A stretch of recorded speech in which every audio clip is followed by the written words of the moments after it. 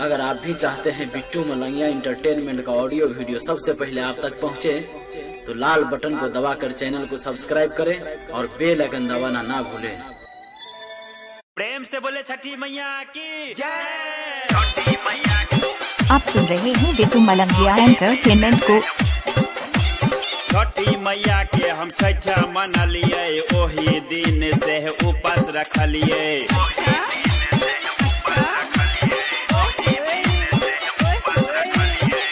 तैयो नहीं छठी मैया दुख बा सुनाल गई, तैयो नहीं छठी मैया गोदिया भरल गई हो।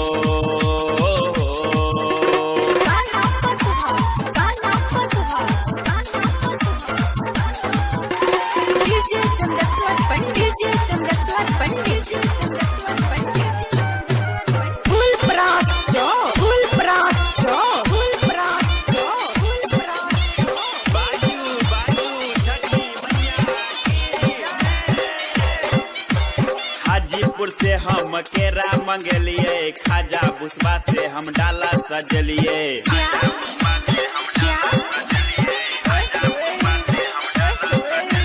छाती भर पानी में ठार हम भेलिए, दीनानाथ से हाथ उठलिए।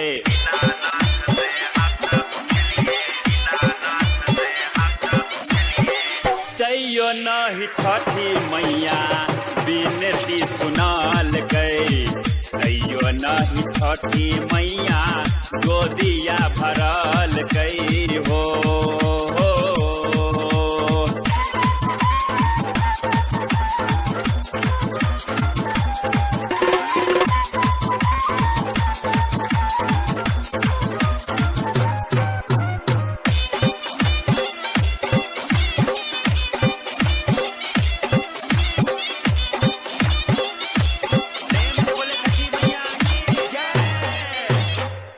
ही बास के हम सूप बनलिए, धूप दीप हमसे हो जलिए।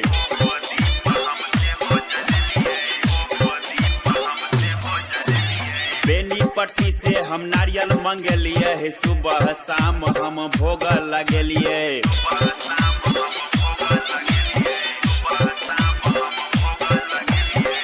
तैयो नहीं छठी मैया और जी सुनाल गई, तैयो नहीं छठी मैया बालक बादेल कई हो।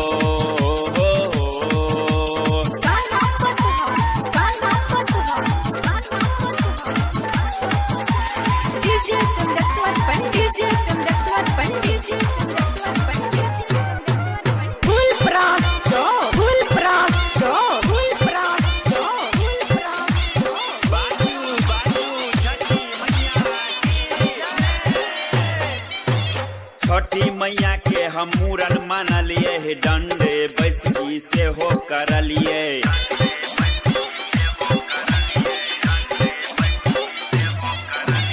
अमर जीत जी से पचरा लिखलिए, बबुआ विभीषण से भजन गवेलिए।